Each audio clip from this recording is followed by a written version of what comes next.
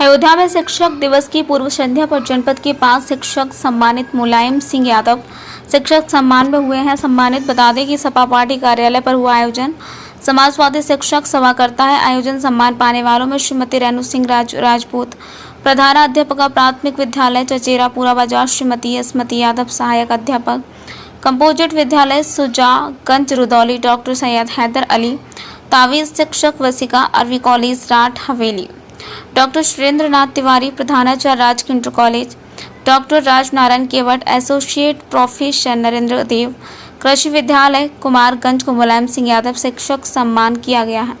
2012 में पूर्व राज्य मंत्री पवन पांडे ने शुरू किया था मुलायम सिंह यादव शिक्षक सम्मान समारोह। अयोध्या से धर्मेंद्र कुमार की रिपोर्ट।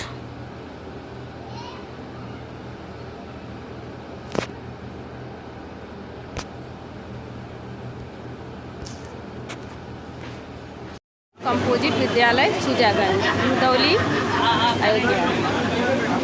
वहाँ तो अच्छा लग रहा है। बच्चों को पढ़ाने में पूरी तरीके से समर्पित हूँ और बच्चों को हमेशा उनके साथ मित्रवत व्यवहार करके एज ए फ्रेंड बिहेव करके उनको पढ़ाती हूँ। उनकी हर समस्याओं को समझने की पूरी कोशिश करती हूँ। जैसे घर में हम अपने बच्चों को समझते हैं उससे ज़्यादा कहीं हम उन बच्चों को समझते हैं, क्योंकि उन बच्चों के पास साधन नहीं है। हम अपने बच्चों को सारी सुविधाएं देते हैं, लेकिन जो बच्चे साधनहीन हैं, उनके माँ बाप पढ़े लिखे नहीं हैं, शिक्षित नहीं हैं, तो हमें उससे ज़्यादा उनको समझना होगा। हम उनकी हर छोटी से बड़ी समस्या को समझने का पूरा प्रयास करते हैं कि हर शिक्षक को चाहिए कि पूरी लगन और निष्ठा से पढ़ाए और हर बच्चे को अपने बच्चे से ज़्यादा ट्रीट करें बच्चे को, कि तभी हमारा देश आगे बढ़ सकता है।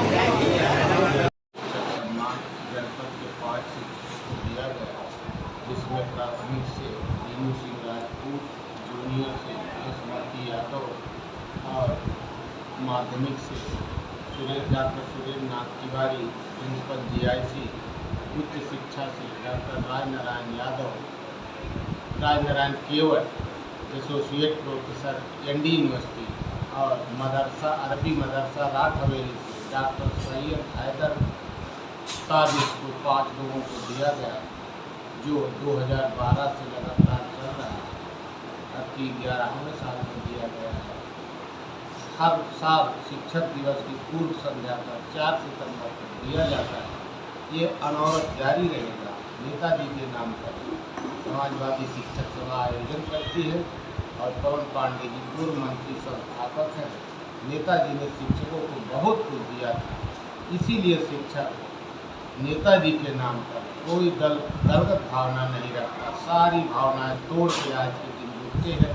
इस तरह की भीड़ भाड़ शिक्षकों को आज सही में आप लोगों ने भी कहीं नहीं देखा होगा कि इस तरह से शिक्षक प्राथमिक से लेकर उच्च तक सारे लोग आते हैं और सबका सम्मान। अच्छा, वर्तमान में जो शिक्षक की पेंशन बहाली को लेकर जो समस्या चल रही है उस पर आप क्या कहना चाहिए? शिक्षक बुढ़ौती का सहारा पेंशन ही होती है। बेटा बेटी भले छोड़ दे, लेकिन इन लोगों ने पेंशन, अटल जी की सरकार ने पेंशन ख़त्म किया था। हमारे राष्ट्रीय अध्यक्ष ने कहा था हम विधानसभा में आएंगे पेंशन देंगे, और जहाँ जहाँ विपक्षी सरकारें बनी प्रदेशों में पेंशन दे दिया उन सरकारों ने। केवल भाजपा शासित राज्यों में और केंद्र सरकार पेंशन नहीं दे रही है, तो शिक्षक और कर्मचारी भी 24 में बदला लेने का प्रयास करेगा कि इनको हटाकर इंडिया गठबंधन की सरकार बना दे, जिससे हमारी पेंशन मिल जाए। इसके अलावा पिछले काफ़ी लंबे अरसे से शिक्षा मित्र भी एक संघर्ष अपना कर रहे हैं अपनी बहाली के लिए, उस पर आपका क्या? शिक्षा मित्रों को तो हमारी सरकार अखिलेश जी ने पूरा वेतन दे दिया। इन्होंने आते ही उनका जीवन समाप्त कर दिया। जहाँ तक हमारी जानकारी में 150 से अधिक शिक्षा मित्र आत्महत्या कर, और अब वो रिटायर होने के कगार पर है। 10,000 में किसी का जीवन चल सकता है, किसी के बाल बच्चे पढ़ सकते हैं। ये निर्दयी सरकार है, इसको किसी का दर्द नहीं। तदर्थ शिक्षक 1 साल से वेतन नहीं पा रहे, इनको कोई फर्क नहीं, और पहले पूरा वेतन पा रहे। आज के शिक्षक समाज को कोई खास संदेश देना चाहिए? शिक्षक समाज चौकन्ना रहे। जो हमें परिलब्धियाँ मिली हैं उसको छीनना चाहती है सरकार, और इस सरकार को बदल डाले, नहीं शिक्षक और शिक्षा दोनों समाप्त हो जाएंगे। ये केवल चाहते हैं कि हम आउटसोर्सिंग के कर्मचारी रखें, आउटसोर्सिंग के शिक्षक रखें, 8,000 में काम चलाना चाहते हैं। आउटसोर्सिंग का मतलब बिचौलिया किसी कंपनी को ठेका देंगे, वो कंपनी कर्मचारी और शिक्षक को वेतन देगी। सबसे खराब व्यवस्था जो लागू हुई है आउटसोर्सिंग। अगर संविदा भी होती सरकारी उसमें भी कुछ गनीमत थी, लेकिन ये आउटसोर्स वाला सिस्टम विध्वंसक है देश के नौजवानों के भविष्य के बारे में थोड़ा बताएं। आज सदैव श्री मुलायम सिंह यादव शिक्षक सम्मान संगोष्ठी इस जनपद के अयोध्या विधानसभा के पूर्व मंत्री पूर्व विधायक माननीय श्री हरिनारायण पांडे जी के द्वारा 2011-12 से लगातार कार्यक्रम आयोजित किया जा रहा है। कार्यक्रम के आयोजक शिक्षक सभा के जिलाध्यक्ष श्री लाल बहादुर सिंह जी हैं और ये कार्यक्रम किया गया। माननीय मंत्री जी ने 5 शिक्षकों को प्रतिवर्ष सदैव मुलायम सिंह यादव सम्मान से सम्मानित करते हैं।